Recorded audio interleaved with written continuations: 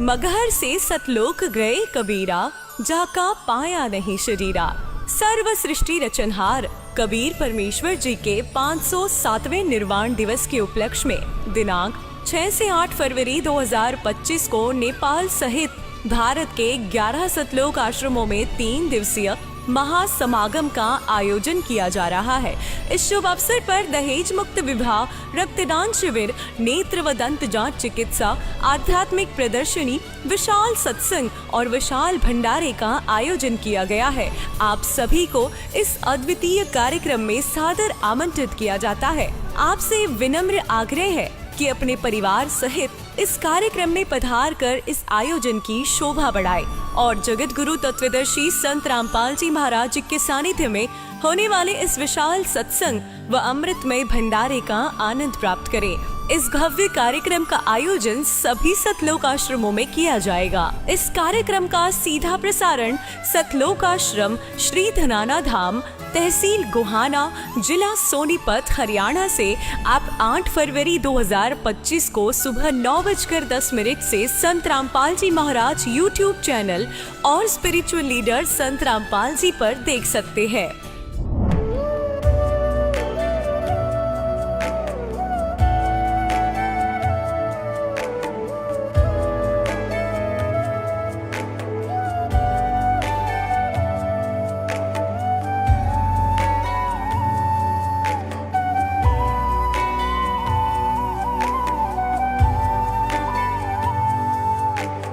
कौन ब्रह्मा का पिता है, कौन विष्णु की मां, शंकर का दादा कौन है, हमको दे बता। ये जानने के लिए कृपया सुनिए। जगत गुरु तत्वदर्शी संत रामपाल जी महाराज के अमृत वचन सर्व पवित्र धर्मों के पवित्र शास्त्रों के आधार पर। नमस्कार दर्शकों, सच्चे गुरु का साथ ना हो तो राहें अधिक कठिन हो जाती हैं, लेकिन यदि उस गुरु का मार्गदर्शन पूर्ण हो तो वही कठिनाइयां सरलता में परिवर्तित हो जाती हैं। बिहार के कटिहार की रानी देवी जी की कहानी भी कुछ ऐसी ही है। संतमत पंथ से जुड़ी होने के बावजूद उन्हें जीवन में कोई वास्तविक समाधान नहीं मिल पाया था। इनके जीवन में संकट, रोग और मानसिक अशांति का साया हमेशा मंडराता रहा। तो दर्शकों, आप स्वयं सुनिए रानी देवी जी की यह सत्य कहानी, जिसमें इन्होंने किस प्रकार भयंकर दुखों से उबरकर सुख और शांति का मार्ग पाया। नमस्कार जी। जी नमस्कार। क्या नाम है जी आपका? रानी देवी। बहन जी, आप कहाँ से हैं? जी कटिहार बिहार से। संत रामपाल जी महाराज से नाम दीक्षा आपने कब ली? जी 6 जुलाई 2017 में। संत रामपाल जी महाराज से नाम दीक्षा लेने से पहले आप क्या भक्ति साधनाएं करती थी? जी देवी देवताओं की भक्ति साधना करते थे और 18 साल से संत मत से जुड़े हुए थे। तो फिर आप संत रामपाल जी महाराज की शरण में कैसे आईं? जी मेरे पति को एक संत रामपाल जी के अनुयायी के द्वारा पुस्तक मिली थी जीने की राह, और वो सारा दिन पुस्तक पढ़ते रहते थे। फिर हम बोलते थे हमने तो गुरु बना रखा है, इतना पूजा पाठ कर रहे हैं फिर भी कोई शांति नहीं है, फिर से आप किसी बाबा का चक्कर में पड़ गए, ये वो पुस्तक पढ़े रहते हैं, 3 बच्चे हैं, काम नहीं कीजिएगा तो कैसे होगा, ये सब हम पूरा डांट लगाते थे, लेकिन वो तो पुस्तक में डूबे हुए थे। उसके पहले से 2001 से ही सर का दर्द से हम परेशान थे। डॉक्टर को दिखाते थे तो बोलता था क्या ये दर्द कभी नहीं छूटने वाला, बहुत से डॉक्टर को दिखाए। उसके बाद उस चीज़ से भी परेशान। मेरा वेट जो है वजन 40 kg से कभी ज़्यादा नहीं होता था, और ब्लड प्रेशर बीपी 60/90 से भी ज़्यादा नहीं होता था। यानी प्रत्येक महीना मेरे पति हमको डॉक्टर के यहाँ ले जाके परेशान रहते थे, बोलते थे बार बार बीमार पड़ते रहती है। तो जब मेरे पति जब नाम दीक्षा लिए तो घर में थोड़ा बहुत राहत होने लगा। फिर हम पुस्तक को पढ़े, ज्ञान गंगा और जीने की राह, उसको अच्छा से समझे। समझने के बाद बोले परमात्मा तो कहीं और है, ये परमात्मा तो सब कुछ कर सकते हैं। तो फिर हम नाम दीक्षा लेने के लिए तैयार हो गए, फिर नाम दीक्षा लिए। संत रामपाल जी महाराज से नाम दीक्षा लेने के बाद आपको क्या क्या लाभ मिले? लाभ तो इतना मिले कि इतना मैं बता भी नहीं सकती। परमात्मा की दया से बहुत सारे लाभ मिले। पहला लाभ जो मेरा सर में दर्द था वो तो अभी एकदम कंटिन्यू, पहले तो चश्मा लगाने के बाद भी दर्द एकदम से किसी टाइम में भी नहीं छूटता था। अभी तो आदत सा लग गया है तो चश्मा लगा के रखते हैं, और ना भी लगाए तो कोई फ़र्क नहीं पड़ता है। दूसरा लाभ, मेरा बच्चादानी में प्रॉब्लम था। 17 में जब हम दिखाए थे तो डॉक्टर बोला कि लास्ट है, अब तो यूट्रस निकलवाना ही पड़ेगा। और उस टाइम में मेरा एज 28 साल लगभग था, तो फिर बोले कि इतना जल्दी अगर हम बच्चादानी को निकलवा देंगे तो प्रॉब्लम हो जाएगा।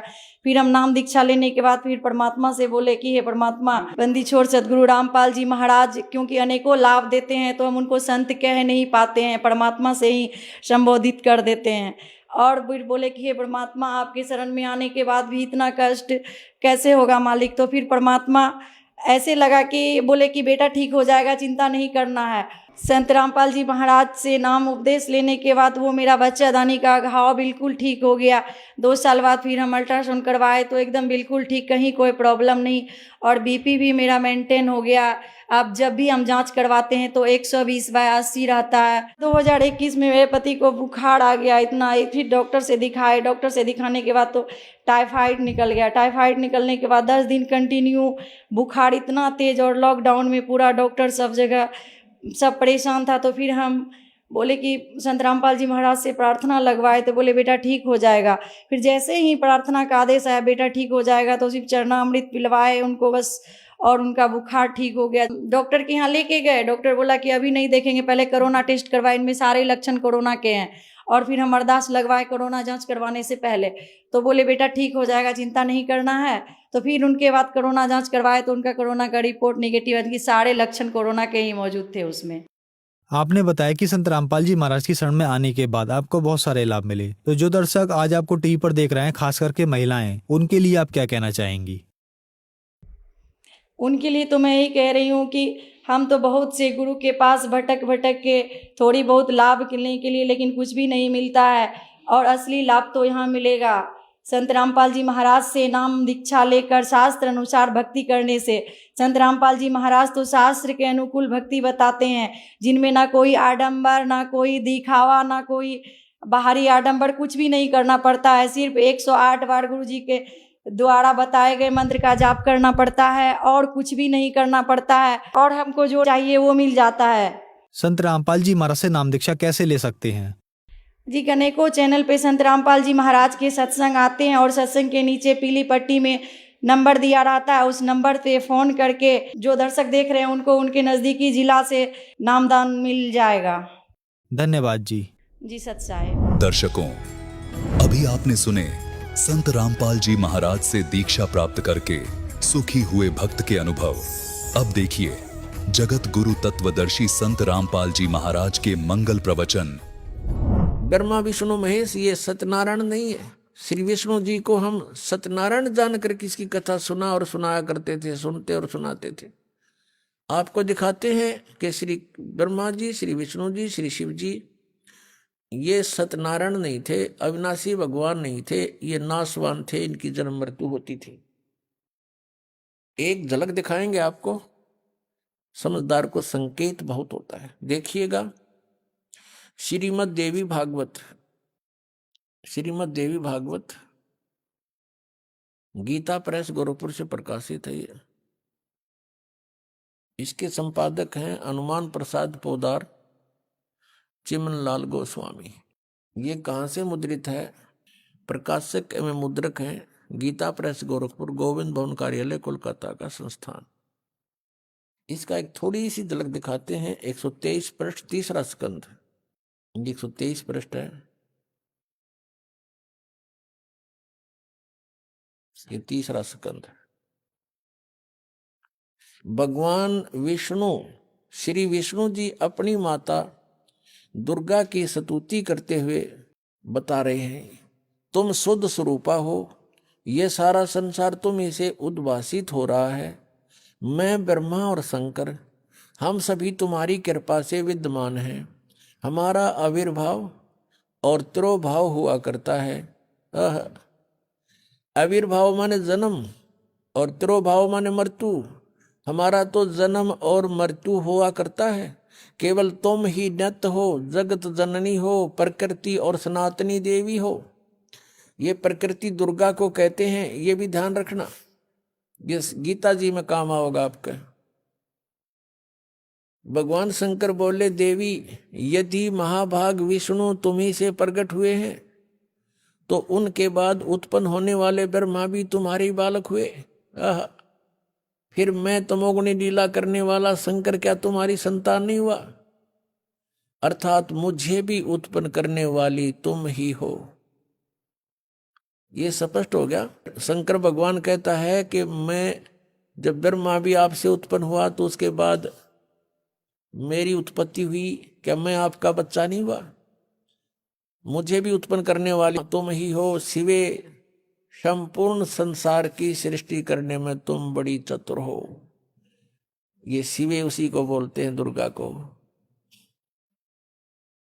इस संसार की सृष्टि, स्थिति और संहार में तुम्हारे गुण सदा समर्थ हैं। उन्हीं तीनों गुणों से उत्पन्न हम यानी ब्रह्मा विष्णु एवं शंकर, रजगुण ब्रह्मा, सतगुण विष्णु, तमगुण शिव जी, शंकर भगवान नियमानुसार कार्य में तत्पर रहते हैं। अब इस पवित्र पुराण ने, इस श्रीमद् देवी भागवत पवित्र पुराण ने 4 कंसेप्ट क्लियर कर दिए।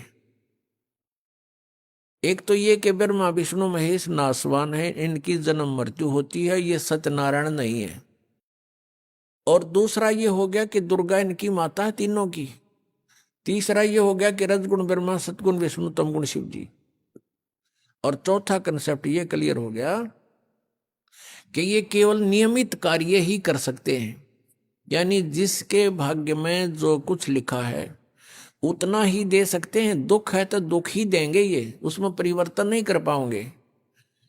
और सुख है आपके भाग्य में तो उसको भी यदि आप इनकी भक्ति करते हो तो निर्बाध दिला देंगे। लेकिन ये कर्म, आपके कर्म में दुख है तो उसको परिवर्तन नहीं कर सकते, या किसी भी प्रकार के पाप कर्म दंड का नाश नहीं कर सकते। ना संचित कर्म को नाश कर सकते और न ही ये प्रारब्ध के कर्म का नाश कर सकते। और संचित जो हम कर रहे हैं, जो क्रियावान है, ये भी उसको नहीं बदल सकते। जैसे महाभारत का युद्ध हुआ, श्री कृष्ण जी ने बहुत कोशिश की, यानी विष्णु जी ने, कि ये युद्ध ना हो। उनकी 100 प्रयत्न करने पर भी युद्ध होकर ही रहा। तो जो क्रियावान कर्म थे वह भी ना बचे, उनको भी नहीं चेंज कर सके। नित कितना अनर्थ हुआ, करोड़ों व्यक्ति मारे गए। वो सारा पाप पांडवों के सिर पर रखा गया। और प्रारब्ध के कर्म को ये अपना भी नहीं काट सकते। प्रारब्ध तो दूसरों का नहीं कैसे काटेंगे। जैसे श्री राम रूप में श्री रामचंद्र जी ने सुग्रीव के भाई बाली को मारा था।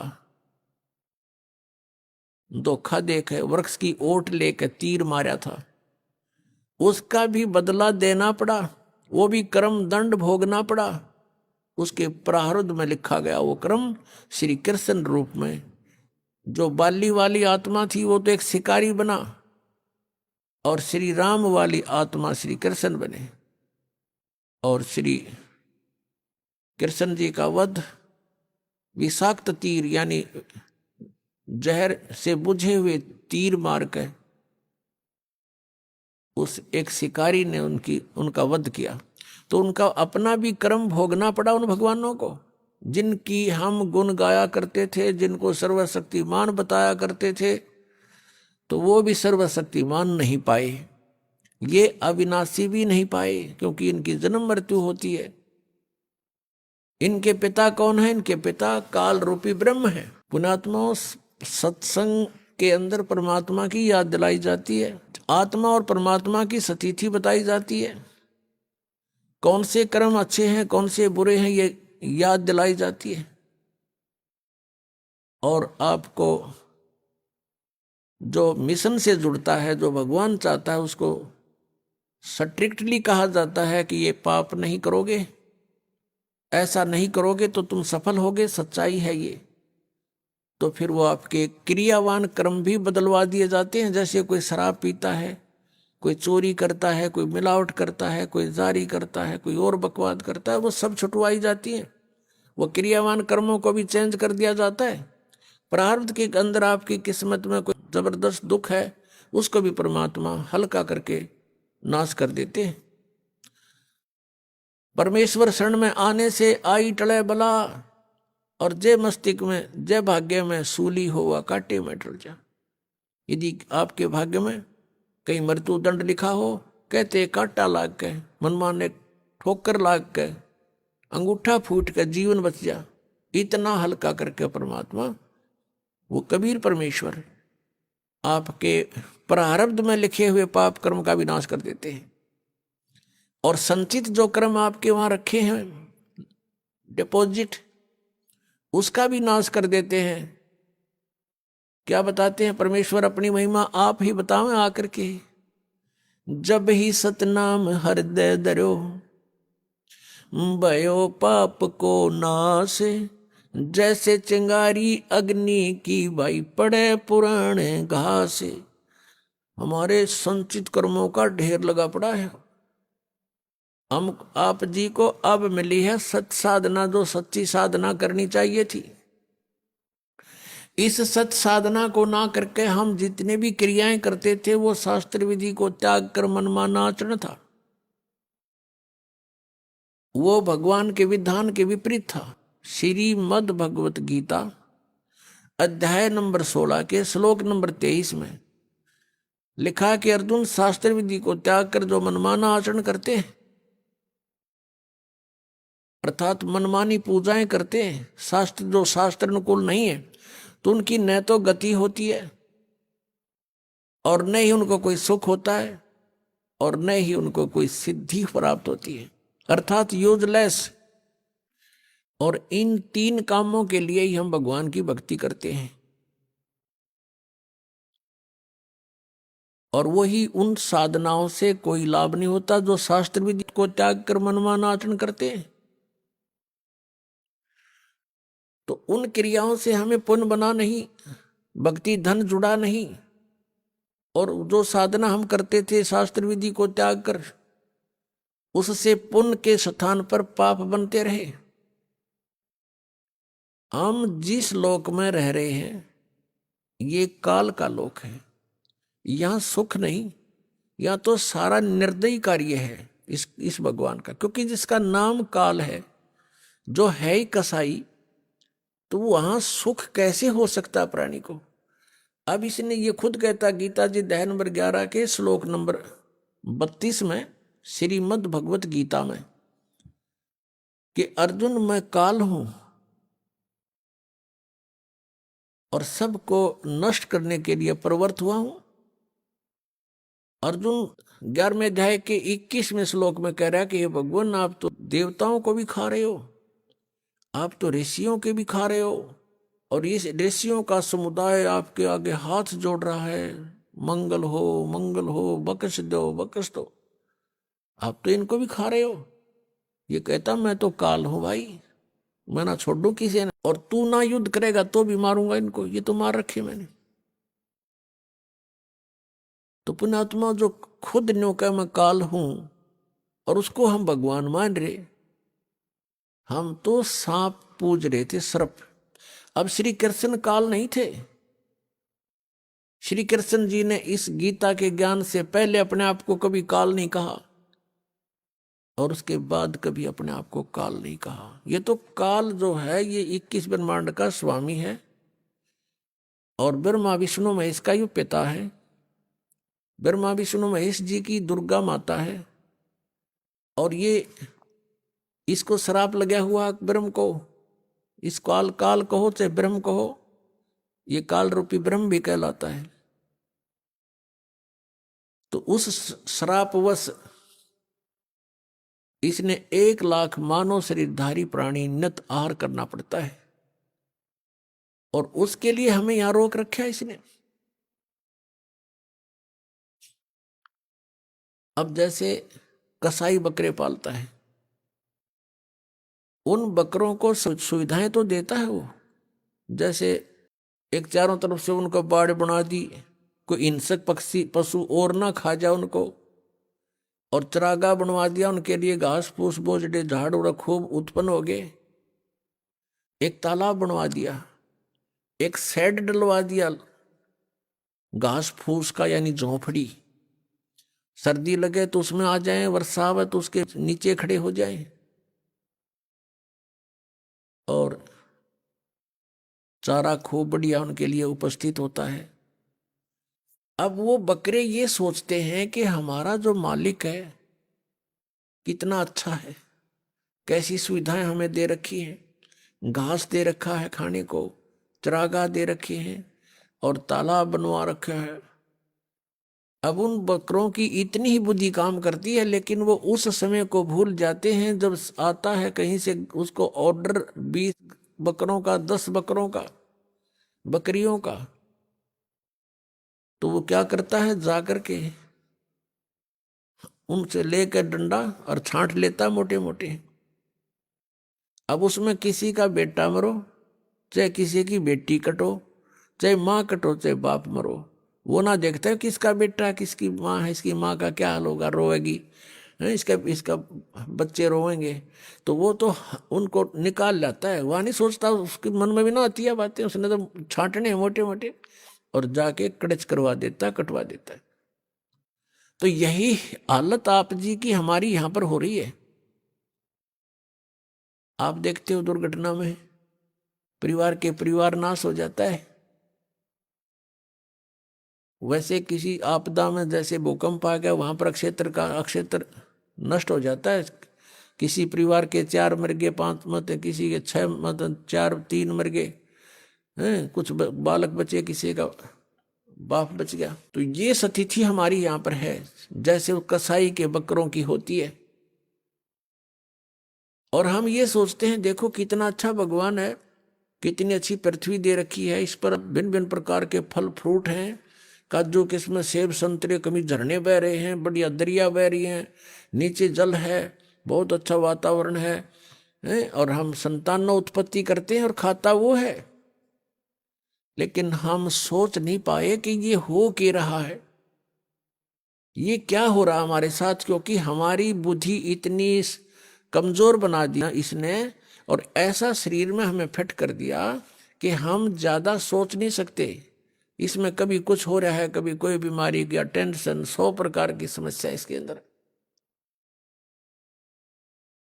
तो ये ज्ञान भगवान ने आके बताया कि तुम यहां इस काल के लोक में रह रहे हो और यहां तुम सुख खोज रहे हो। तो जो प्रसंग चल रहा है कि ये पाप कर्म का नाश नहीं कर सकते और ये खुद भी दंड भोगते हैं। ब्रह्मा विष्णु महेश के पिता हैं ये काल भगवान, और जो शास्त्र विधि को त्याग कर मनमाना आचरण करते हैं। तो हम ऐसे लोक में रह रहे हैं कि उस शास्त्र अनुकूल साधना करेंगे तो कुछ पुण्य तो हो जाएंगे, लेकिन पाप भी पैरेलल होंगे तो वो अलग से लिखे जाते हैं। जब तक हम परम पूज्य कबीर देव परमेश्वर की शरण में नहीं आते, और वो भी परम संत के माध्यम से, नकली संतों से भी परमात्मा से कनेक्ट नहीं हो सकोगे, चाहे वो कबीर पंथी भी कहलाते हैं, क्योंकि उनके पास वो मंत्र नहीं है जिससे परमात्मा हमें लाभ दे सकता है। अब जैसे कोई गणते जांडी काटे तो कोई प्रॉपर वे थोड़ा ही है, वो तो बकवाद है। जांडी काटनी है तो तिखा कुआड़ा चाहिए, कट्टा कट कर दे 1 घंटे में साफ, और उस गणका लगा रहो चाहे 10 दिन तक कंडे मोर हो ले। तो साधन ठीक हो परमात्मा के पाने का, परमात्मा मिलेंगे। तो प्रसंग चल रहा है कि जिस लोक में हम रह रहे हैं ये ऐसे निर्दयी का लोक है। आप यहां अपने पेट के लिए जा रहे हो, जाना पड़ता है, रास्ते में कीड़ी मकोड़ी ना जाने कितने जीव जंतु आपके पैरों के नीचे कुचले जाते हैं, और ये पता भी होता है, और फिर भी नहीं बचा जा सकता हमसे। परमात्मा कहते हैं पृथ्वी ऊपर पग जो धारे, और करोड़ जीव एक दिन में मारे। अब कहने का भाव ये है कि जो हम साधना करते थे शास्त्र विधि को त्याग के, उनसे पुण्य तो कोई बना नहीं था, क्योंकि वो शास्त्र विरुद्ध होगी, और पाप अपने आप बने थे। जैसे 1 एकड़ जमीन है, यानी कोई 2-4 एकड़ जमीन है, यदि उस जमीन से हम कुछ लाभ लेना चाहते हैं, जैसे कणक उगाना चाहते हैं, गेहूं, चना, बाजरा, ज्वार, कोई भी फसल हम बनाना चाहते हैं, तो उसके लिए हमने एक विशेष प्रयत्न करना पड़ेगा। वो घास पहले वाला काटना पड़ेगा, उसमें कोई झाड़ बोझड़े उग गए हैं, वो काट काट के बाहर करने पड़ेंगे, और फिर हल से, ट्रैक्टर से, यानी परिश्रम करना पड़ेगा और पैसे लगाने पड़ेंगे। अपनी मेहनत से, मजदूरी से या पैसे से उसकी गुड़ाई करनी पड़ेगी। फिर बीज डालना, वो भी पैसा, यानी बीज जो डालेंगे, चाहे मोल लाकर डालेंगे या अपने घर से डालेंगे, तो वो भी पैसा ही लग रहा है। फिर सिंचाई का, उसके फिर अपनी पर्सनल मेहनत, ये सब इतना व्यय करके, और समय भी सारा दिन उसी के चक्कर में लगे रहना, तब जा करके कहीं फसल बनती है, गेहूं प्राप्त होते हैं। और उसी जमीन, उसी पृथ्वी को आप बिल्कुल ना छेड़ो, कुछ ना करो, उसमें भी फिर भी अपने आप अड़ंगा उग गया होगा, अपने आप इतना कुबाड़ो उसके अंदर उत्पन्न हो जाएगा, वो दिखे भी नहीं पृथ्वी है यहाँ पर, तो वो यूजलेस है। तो पुण्यात्मा, वो घास तो आप पे बन गया, वो अड़ंगा कुबाड़ तो आप पे उग गया, और फसल बनाने के लिए कितना प्रयत्न करना पड़ा, और वह भी फसल हुआ तो वरना भी हुआ। यहाँ के जो साधनाएं थी वो ऐसे टाइप की थी जैसे कोई इंद्र की गद्दी प्राप्त करने के लिए, स्वर्ग का राजा बनने के लिए तप या यज्ञ करते हैं, तो उनकी यज्ञ या तपों को खंड करवा दिया करता था वर्तमान राजा इंद्र। क्योंकि यहाँ राजनीति चलती है, धर्म नीति नहीं चल सकती। धर्म नीति तो परमात्मा के चरणों में आने के बाद हम राज्य की इच्छा त्याग कर ही धर्म नीति को पर चल सकते हैं, उसको सफल कर सकते हैं। तो इंद्र अपनी राजनीति के आधार से कि कहीं कोई तेरी गद्दी प्राप्त करने की योग्य कोई ऐसा धार्मिक अनुष्ठान ना कर ले, तो उनको खत्म करवा देता था, किसी ना किसी कारण से खंड करवा देता। तो वो समझ ले, जैसे किसान यहाँ पर खेती तैयार करता है, ओले आ गए या वर्षा फ्लड आ गई, हो गया नाश बने बनाए का, या आग लग जा बनी बनाई फसल गेहूं का। तो यहाँ कहने का भाव ये है कि इतनी मेहनत के बाद भी आशा नहीं कि घर आ जाएगी, और घर आती है तो कितना प्रयत्न, और वैसे उसमें अड़ंगा वैसे उग गया उस जमीन में। तो ये हम जिस लोक में रह रहे हैं, ये ऐसा स्थान है कि हमने अगर पुण्य करने पड़ेंगे शरीर से, तो मेहनत करनी पड़ेगी, काम भी छोड़ना पड़ेगा, 10 रुपए भी लगाने पड़ेंगे, तब हम पुण्य प्राप्त कर सकते हैं। और साधना हमारी शास्त्र अनुकूल हो, शास्त्र विधि को त्याग कर मनमाना आचरण ना हो, तो तब हमें पुण्य मिलेंगे। और पाप बराबर में लिखे जाएंगे, पाप अलग लिखे जाते हैं, पुण्य अलग लिखे जाते हैं। जब तक हम कबीर परमेश्वर की शरण में नहीं आते हैं, परम संत के माध्यम से, तब तक हम जो साधना करते हैं, चाहे वो शास्त्र अनुकूल भी क्यों ना हो, तो भी हमारी दोनों लिखे जाएंगे, पुण्य न्यारे पाप अलग, और दोनों ही हमें प्राप्त होंगे। उन भक्ति वाली साधनाओं का तो स्वर्ग महास्वर्ग में जिस झूठे सुख को सुख मानते हैं वहां मिलेंगे, और जो पाप अलग लिखे हुए हैं वो मिलेंगे हमने नरक में, या फिर 84 लाख योनियों में, या फिर मनुष्य जीवन प्राप्त होगा, उसमें भी कुछ मिश्रण किया जाता है पाप और पुण्यों का। तो कहने का भाव ये है कि जहां हम रह रहे हैं वो, और जिन भगवानों को हम पूज रहे हैं, उनकी पूजाओं से हमारे संचित कर्म नहीं कट सकते। प्रारब्ध का जो कर्म, प्रारब्ध का कर्म वो होता है जो हमारे जीवन में लिख दिया जाता है, जिसको हम भाग्य बोलते हैं, किस्मत, वो दोनों भोगने पड़ेंगे। और कबीर परमेश्वर की शरण में आने के बाद ये परमात्मा कहते हैं, यजुर्वेद अध्याय नंबर 5 के मंत्र नंबर 32 में कहा है कि उसी कसी कबीर अंगारी हसी बम्भारी हसी। अग अंगारी माने अग माने पाप, अरि माने शत्रु, पापों का नाशक। वो कबीर है, कबीर देव का, हम उसको कबीर साहब बोलते हैं। बम्भारी माने हमारे कर्मों के बंधन को काटने वाला, बम्बर माने बंधन, और अरि माने शत्रु, बम्भारी। तो बम्भारी जो बंधनों का शत्रु है वो कबीर देव है, कबीर साहब है। और वो रित धामा सवर ज्योति रित धामासी, वो स्वयं प्रकाशित है उसका शरीर परमात्मा का।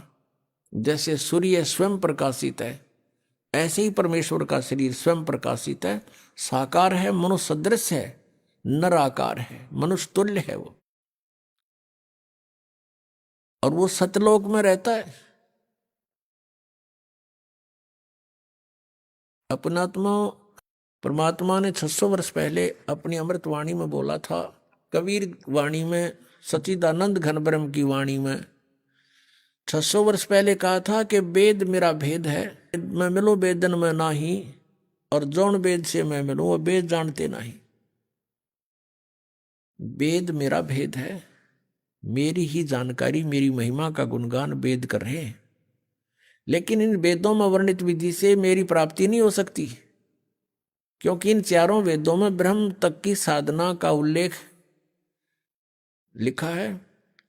और पांचवा जो वेद था सूक्ष्म वेद, जो सच्चिदानंद घन ब्रह्म की वाणी यानी पांचवा वेद था, उसको नाश कर दिया इस काल भगवान ने कि कहीं इन मेरे अंतर्गत जितने प्राणी हैं इनको भगवान का पता ना लग जाए और इस साधना को करके ये मेरे जाल से निकल ना जाए। इस दृष्टिकोण से इस काल भगवान ने वो पांचवा वेद नाश कर दिया।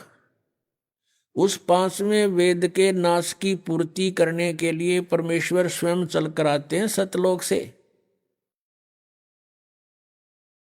और फिर वो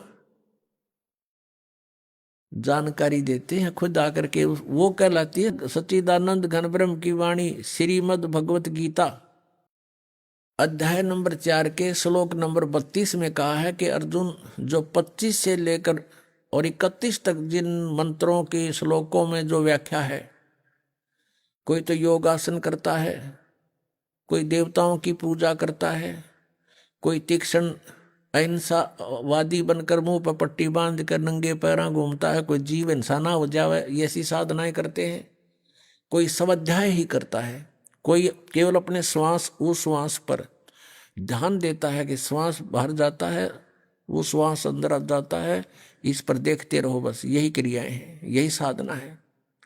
ना देखोगे तो भी श्वास तो आवे जावेगा, ना तुम्हारे देखने तक के कला टूट उसमें। तो बिना ज्ञान के ये धक्के दे रखे थे, डरे डुआ रखे थे अपने से, ये साधनाएं ठीक नहीं थी। शास्त्र विधि को त्याग का मनमान्य आचरण था। तो कहता है इन 25 से लेकर 30 तक जो ये श्लोकों में चौथे अध्याय के गीता जी में साधना या साधक अपनी साधना को पापनाशक जानते हैं, और इसलिए वो कर रहे हैं। एक दिन उनको ये पता लग जाए गलत है, तुरंत छोड़ देंगे वो। तो फिर कहा गीता जी अध्याय नंबर 4 के श्लोक नंबर 32 में कि वो यथार्थ ज्ञान इन यज्ञों का, जो यज्ञ कर रहे हैं ना परमात्मा पाने के लिए ट्राई कर रहे हैं, यज्ञ माने धार्मिक अनुष्ठान, इन धार्मिक यज्ञों की अनुष्ठानों की जानकारी बहुत विस्तार के साथ लिखी है सच्चिदानंद ब्रह्म की वाणी में। ब्रह्मणे मुखे यानी उस परमात्मा ने अपने मुख से आकर बोली है उस वाणी में, वो यथार्थ ज्ञान लिखा हुआ है।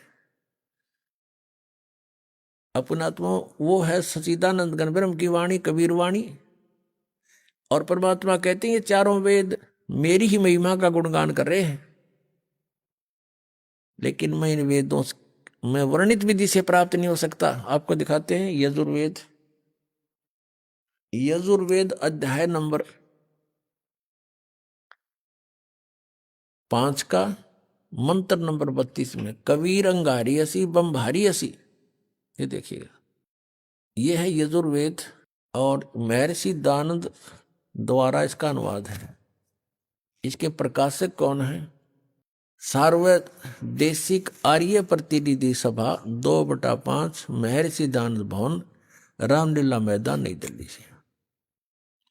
यजुर्वेद आर्य भाषा भाष्य संपूर्ण 40 अध्याय, महर्षि दयानंद सरस्वती कृत। इस दयानंद जी ने इसका अनुवाद किया है। ये लेखक नहीं है वेदों का, केवल अनुवाद करता है, जैसे गीता जी के गढ़े अनुवाद करता है। और मुद्रक ये हैं Prince offset printers, 1510 Pataudi house, Daryaganj, नई दिल्ली से। अब इसके 5वें अध्याय के 32वें श्लोक में दिखाते हैं आपको। ये 5वां अध्याय और ये है नीचे 32वां मंत्र 32। यहां देखिएगा, उसी गसी, ये देखो, कबीर अंगारी असी, हम इसको कबीर बोल देते हैं, बै अपने लैंग्वेज में हम बै बोलते हैं। कबीर अंगारी असी बम्भारी अविसुर असी। अच्छा, इसका इन्होंने अनुवाद किया है, ये देखेंगे। हे जगदीश्वर, जिस कारण आप, उसी के माने कांतिमान, असी माने हैं, और अंगारी माने खोटे चलन वाले जीवों के शत्रु। ये लिखना था, आप पाप के शत्रु हैं, पाप नाशक हैं। अब ये अनुवाद करता महर्षि दयानंद का अपना ज्ञान सिद्धांत था कि भगवान पाप नाश नहीं करता, इसलिए इसने यहां बात उलझा दी। और फिर 8वें अध्याय के 13वें श्लोक में 6 बार लिख रखा भगवान पाप नाश कर देता है, वहां इसकी बसाई नहीं था। ये लिखना था, वो अंग माने पाप, अरि माने शत्रु, वो पापों का शत्रु कौन है? कबीर। अब इन्होंने इसको, ये कबीर है, कबीर, हम इसको कबीर बोलने लगे, और इसने ये कर दिया इसका कवि, और अर्थ कर दिया कांत प्रजय है। अब पहले हम इस, और फिर बम्बारी, ये देखो, बम्बारी, बम्ब आरी माने, बम्ब माने बंधन, अरि माने शत्रु, बंधनों के शत्रु, यानी हम उसको बंदी छोड़ कहते हैं, जो बंधन काट दे, बंधन तो छुड़वा दे। हम कबीर जी को, कबीर परमेश्वर को हम बम्भारी, यानी हम बंदी छोड़ कहते हैं। और इसको लिखने का फर्क है, या बंदी छोड़ लिख दे, बंधनों का शत्रु लिख दे, एक ही बात है। अब जैसे इन्होंने यहां जो गलती की है ना, यह गलत कर दिया। ये अगर या तो फिर कवि ये लिख देते, यहां पर वो कवि हैं बस, फिर भी हम मान जाते, न कुछ ठीक करने की चेष्टा की। कबीर का अर्थ कांत प्रजय लिख दिया, ये कोई बात हुई? अब जैसे ये यजुर्वेद है जिसको हम पढ़ रहे हैं, और इसका कहीं पर व्याख्या हो, अब दिखाते हैं आपको।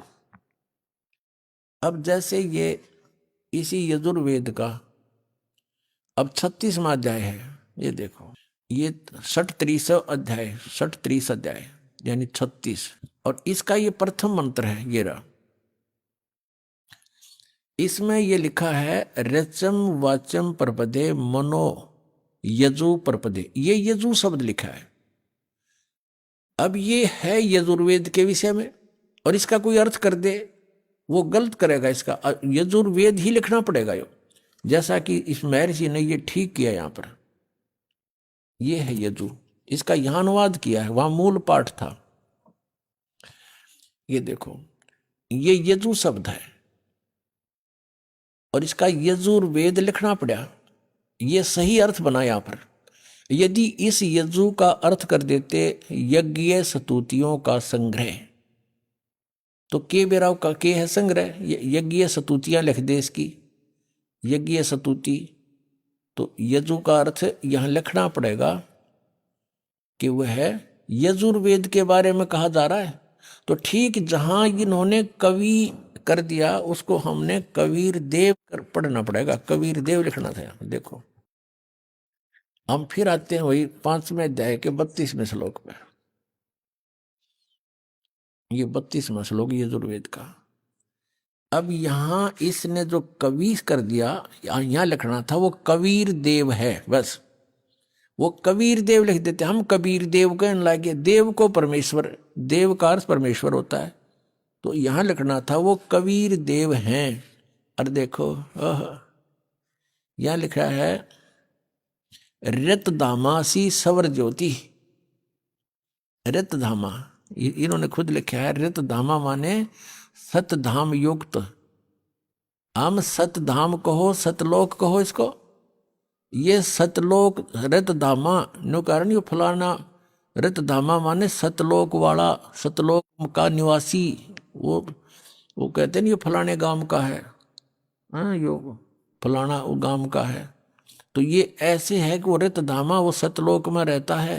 और सवर ज्योति देखिए अड़ंगा कर रखे अनुवाद का, अंतरिक्ष को प्रकाश करने वाला सवर ज्योति, स्वयं प्रकाशित, वो स्वयं प्रकाशित है, परमात्मा है, वो सतलोक में रहता है। कबीर उसका नाम है और वो ही अंगारी है, पापों का शत्रु है, बंधनों का शत्रु है, यानी बंदी छोड़ है वो कबीर अंगारी असी। ये कबीर, हम इसको कबीर बोलते हैं कबीर।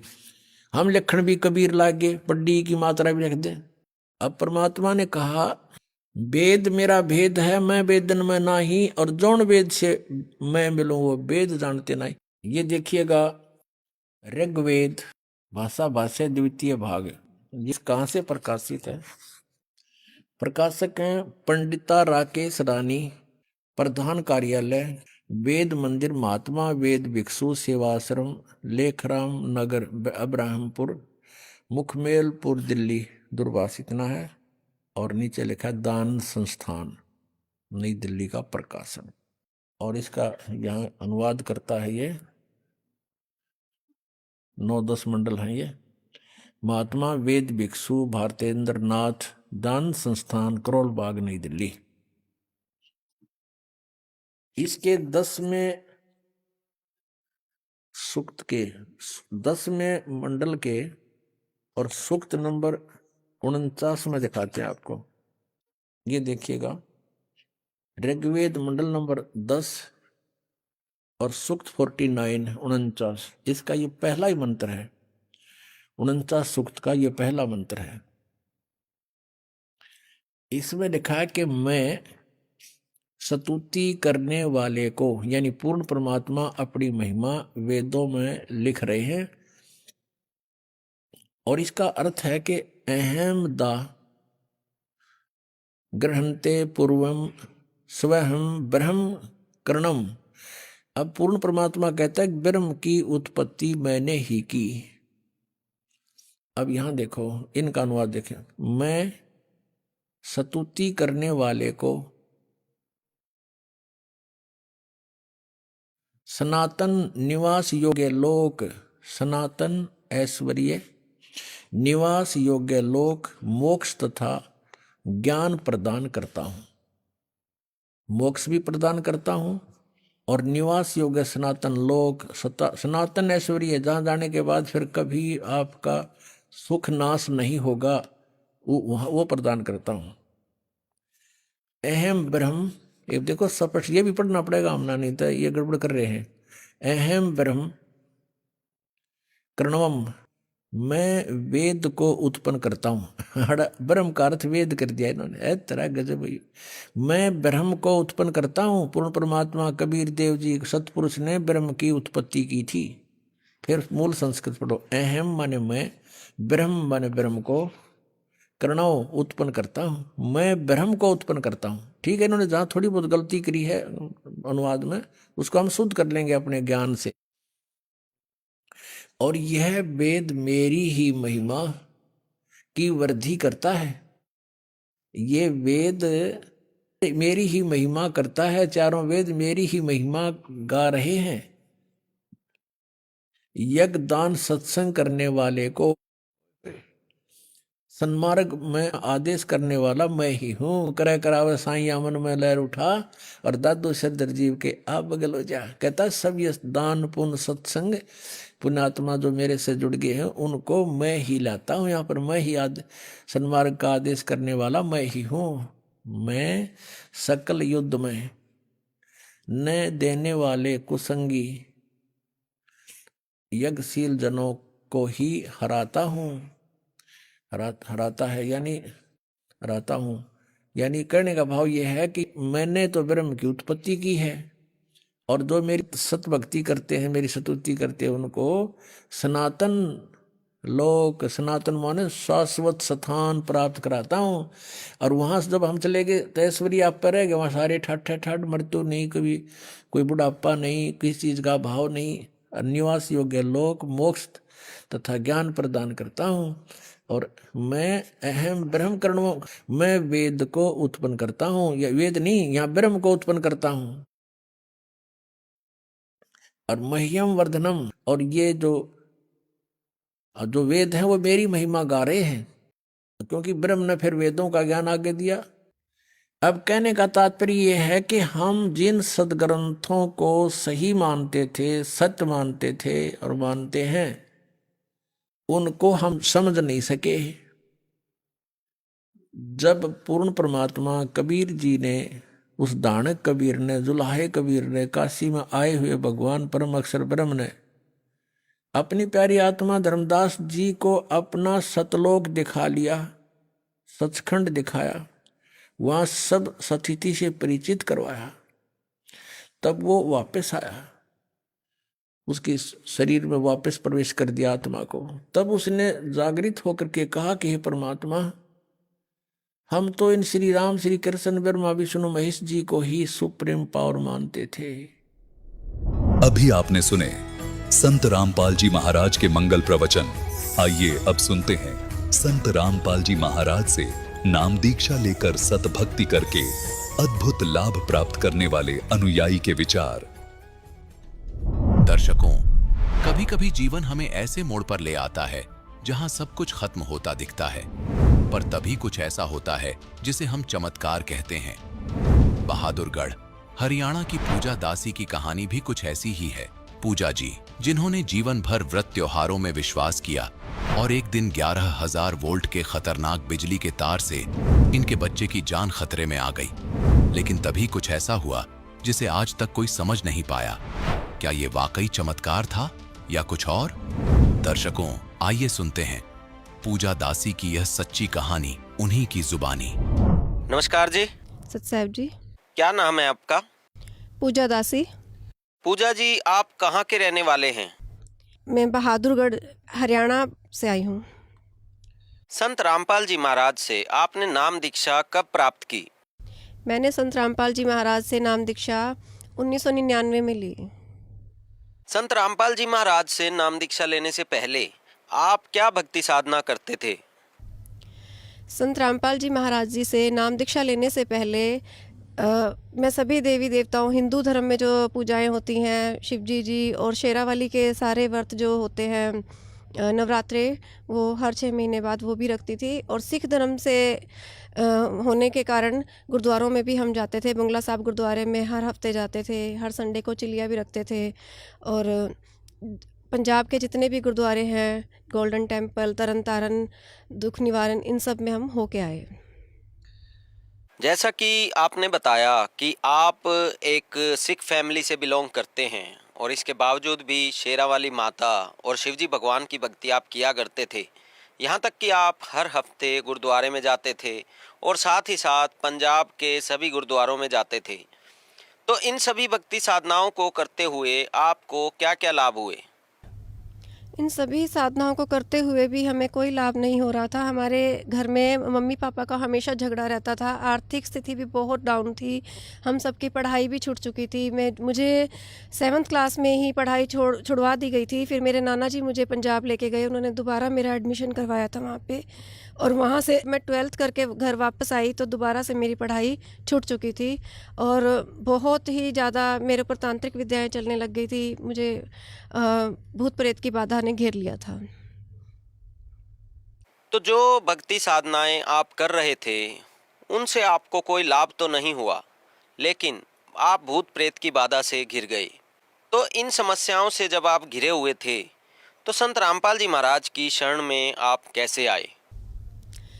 मेरी मम्मी भी भूत प्रेत की बाधा से ग्रसित थी। वही मुझे संत रामपाल जी महाराज जी की शरण में लेकर गई, और उन्होंने मुझे बताया कि एक बहुत ही पहुँचे हुए संत हैं जहाँ से मुझे आराम हुआ है और मैं अब बिल्कुल ठीक हूँ। वो मुझे लेके गई।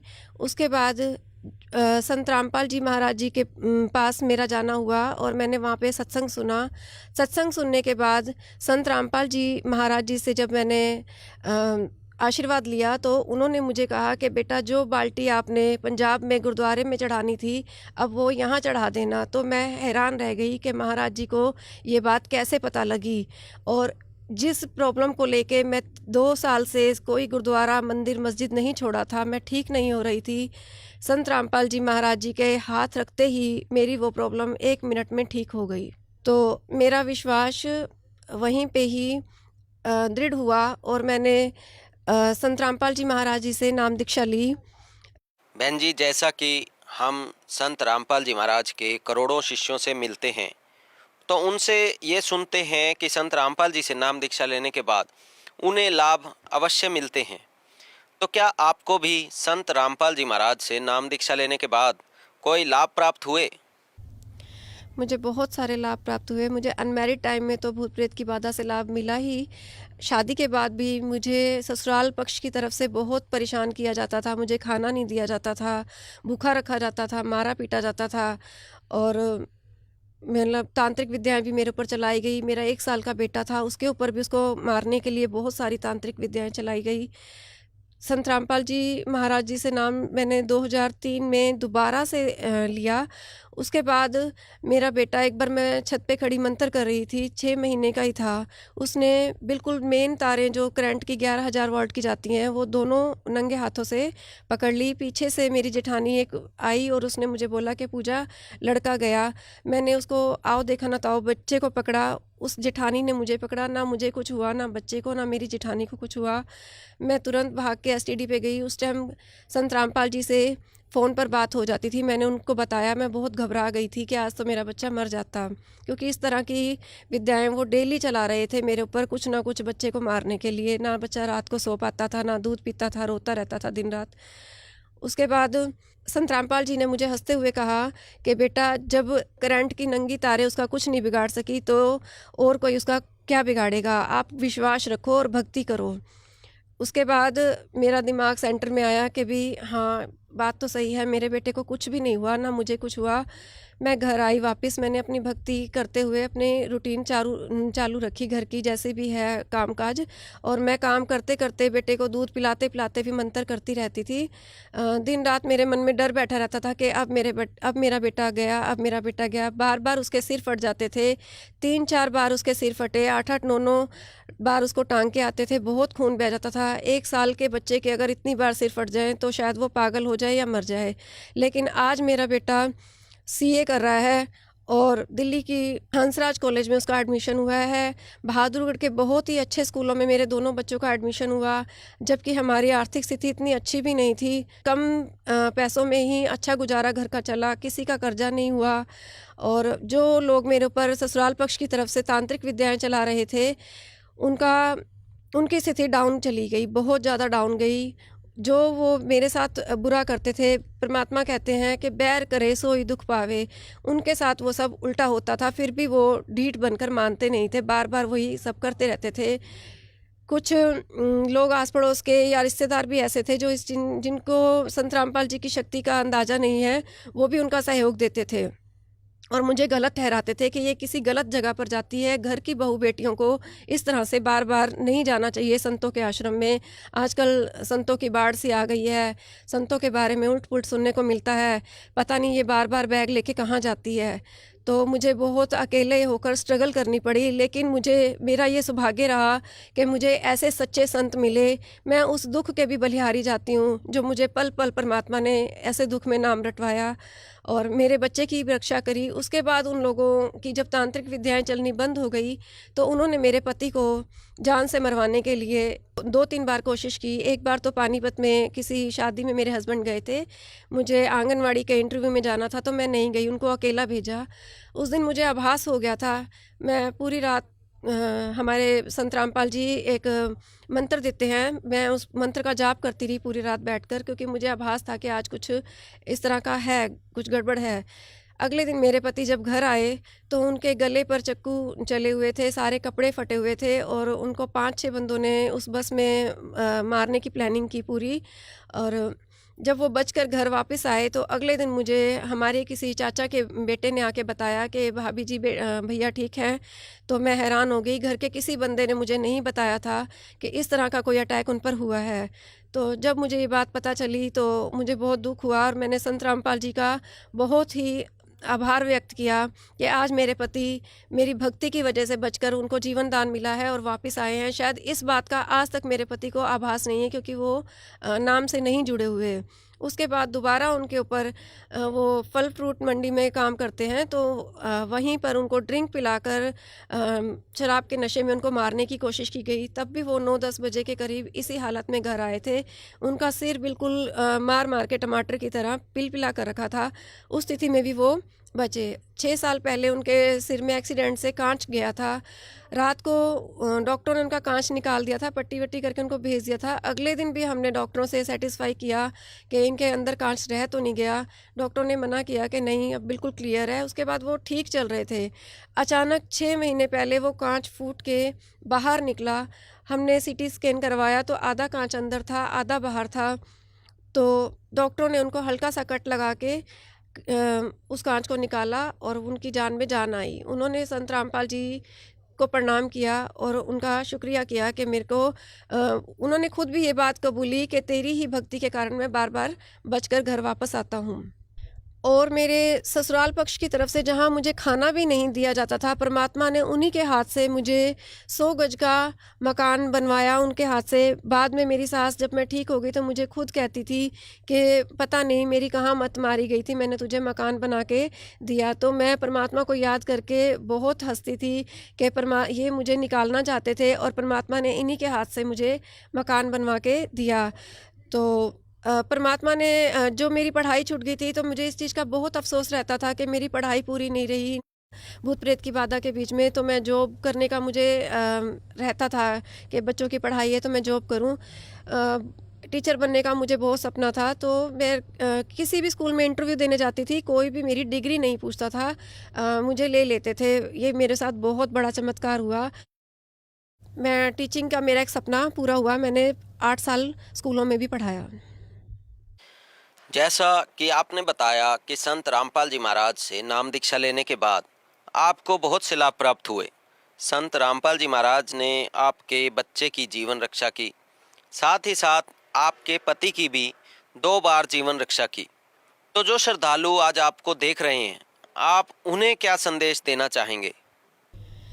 मैं सभी जगत के लोगों को यही संदेश देना चाहती हूँ कि संत रामपाल जी इस पूरी पृथ्वी पर एकमात्र ऐसे संत हैं जो सच्ची साधना देते हैं। सदग्रंथों के, हमारे हिंदू धर्म के और जितने भी सदग्रंथ हैं, जितने भी धर्मों के, उनके अनुसार भक्ति, सद्भक्ति करवा रहे हैं। कृपा पढ़ा लिखा समाज है, अपने सभी सदग्रंथों को खोलकर उनके द्वारा लिखी गई पुस्तकों से मैच करें और जल्दी से जल्दी अपना जीवन सफल बनाएं। बहन जी, संत रामपाल जी महाराज से नाम दीक्षा कैसे प्राप्त कर सकते हैं? अब तो बहुत सारे YouTube पर भी चैनल हैं, न्यूज़ चैनल है। संत रामपाल जी का सत्संग आता है इस चैनल पर, नीचे एक पट्टी आती है, उस पर जो नंबर आता है उस पर कांटेक्ट करके आप संत रामपाल जी महाराज जी से नाम दीक्षा ले सकते हैं। धन्यवाद जी। सत साहिब जी।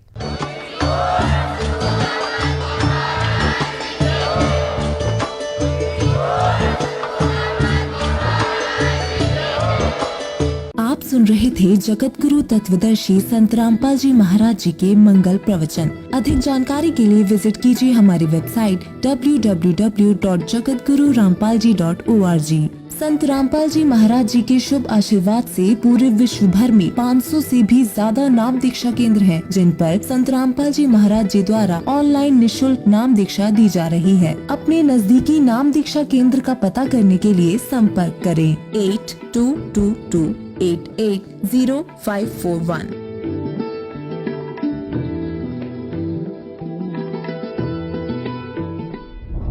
मगहर से सतलोक गए कबीरा, जाका पाया नहीं शरीरा।